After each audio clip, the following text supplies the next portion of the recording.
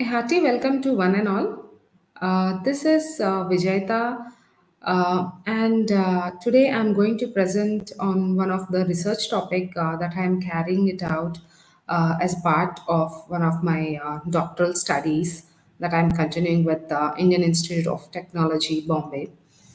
The topic is on building information modeling specific pre-qualification criteria in construction projects, where we try to explore the nature of the PQ criteria which we need to include and its timeline from which we can include in the bidding process.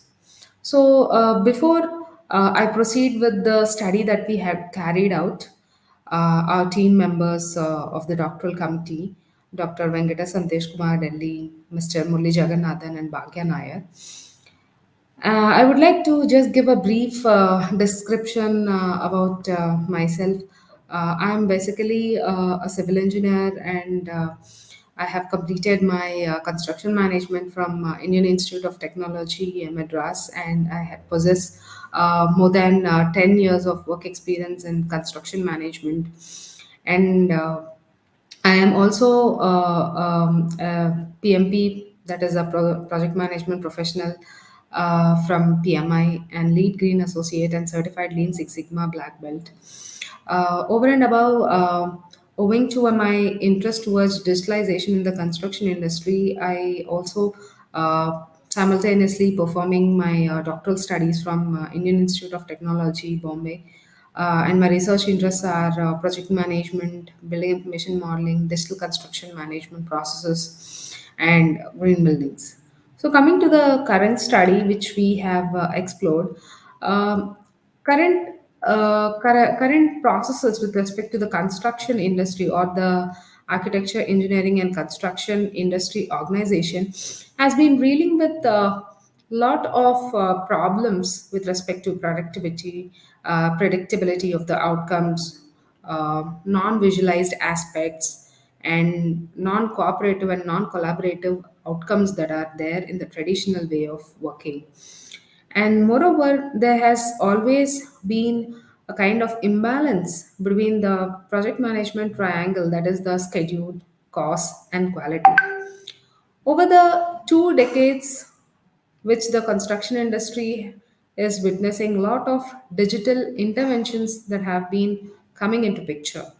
Out of all the interventions that has been noticed, one of the intervention with respect to digitization that has clearly impacted the AEC industry is the building information modeling.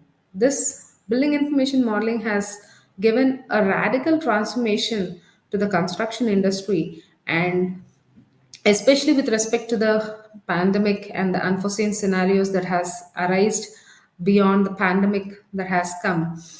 I think building information modeling diffusion has become a sort out or a sort of acceleration that has occurred even in the developing nations. So the current study which we are exploring is on what sort of BIM pre-qualification criteria that needs to be included in bidding process.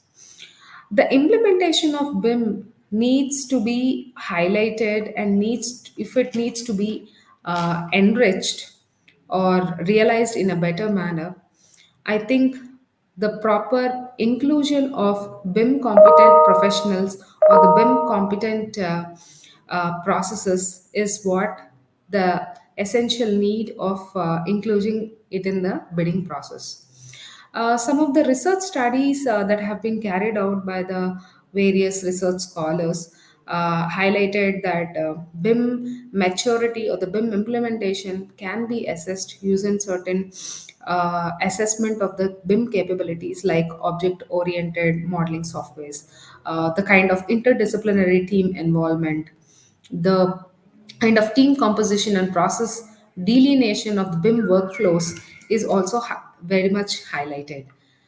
And there are also studies where they have been carried out with respect to delineation of comprehensive BIM pre-qualification criteria, which is specifically focusing in their respective nations of the researchers who have explored. Like, for instance, In the UK, a comprehensive BIM PQ criteria has been developed with their nation. And later, there are also certain competency frameworks that have been developed, which is customized in certain using certain metrics for the various construction stakeholders like contractors, uh, SMEs, small and medium enterprises, vendors on BIM implementation. So these studies have only delineated the BIM specific PQ criteria, which is specific to a particular stakeholder or a particular nation. But we found out there has been lacuna of research in BIM PQ criteria. If they have selected certain BIM PQ criteria, to what extent the practitioners, construction practitioners, want to include in their bidding scope, or if they are planned to include this certain specific BIM PQ criteria, to which timeline will they want to include it. So there has been this lacuna has been there, and we are trying to address it with our current study. So this study attempts to identify BIM specific PQ criteria, which is at the project level. So the objectives for this study which we carried out was to identify and evaluate the various perceptions of developing and emerging market stakeholders on what sort of BIM specific PQ criteria needs to be enlisted in the bidder's document for EPC turnkey projects, and also to include what sort of timeline do they want to let that BIM PQ criteria be included in their bidding process. So we followed a mixed method research where first we have tried to gather from the semi-structured interviews what sort of BIM PQ criteria they would be looking for including it in the bidding process. And then with that identified BIM PQ criteria, we have floated out a questionnaire survey across the globe, understanding what ranking would they like to give for this BIM specific PQ criteria. So here we followed four stages, starting with the stage zero, where in the stage zero we have carried out the extensive content analysis of the literature. So the literature which we refer to were the various standards, national guidelines of various BIM specific and information management standards related to construction industry, and also the literature of the peer reviewed international journals, from which we had preliminarily got 23 BIM specific PQ criteria.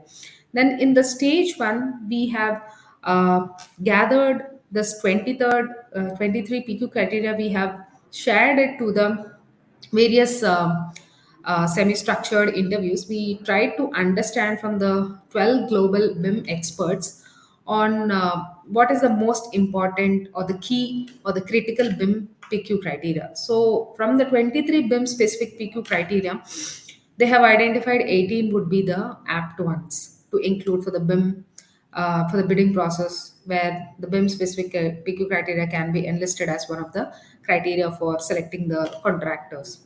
Then in the stage two, the 18 BIM specific PQ criteria became the basis for the structured survey, and we had performed the statistical analysis to understand the perceptions of the four key stakeholders, that is the client or the owners, contractors, consultants, and academicians, for the 18 PQ criteria.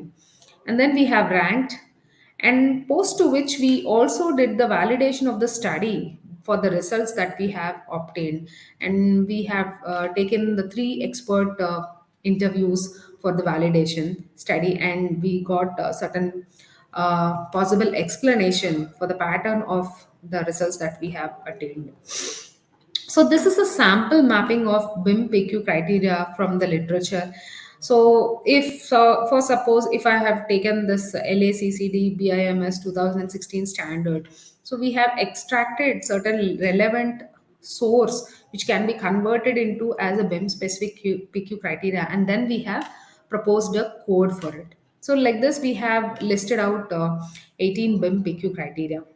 So these are the respondent characteristics of the qualitative semi-structured interviews which you have taken from the 12 participants which were spread across the globe.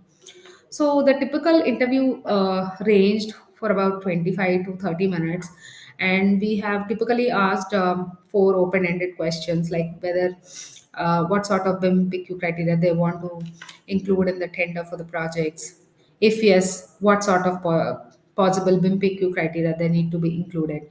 If no, why they are not going for recommending, and the proposed kind of weightage. And from the study, we got to know that the average work experience from the structured survey that we have floated from the 18 BIM specific PQ criteria, they were mid level management with an average work experience of 20 years. Apart from that, it is quite interesting to note that the survey which we have floated was on the social media platform like LinkedIn and through the emails. And developing nations accounted for about 65 members, and the remaining 13 members are from the developed nations.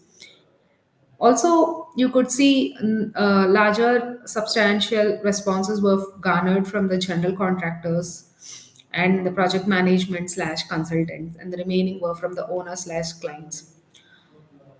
We have now tried to, from the survey results, we have identified and we tried to project the various 18 BIM PQ criteria under three frameworks, that is the people, process, and technology, where we found out that upskilling on digital or novel technologies, top management involvement for BIM implementation, and high level BIM implementation roadmap were the top three ranked criteria, BIM PQ criteria, which the practitioners wanting it to include it in the bidders document.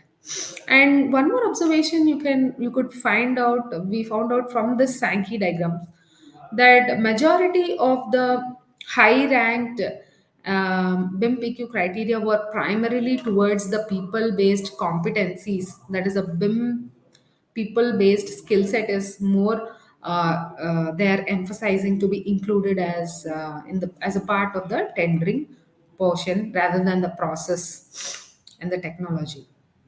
So we have tried to put it in the form of an heat map through the frequency of the votes that has been given by the various stakeholders from the client, academicians, consultants, and contractors in the form of this heat map for the matrix frequency analysis. And you can, for instance, if I take this PQ one, that is the BIM PQ criteria, first one.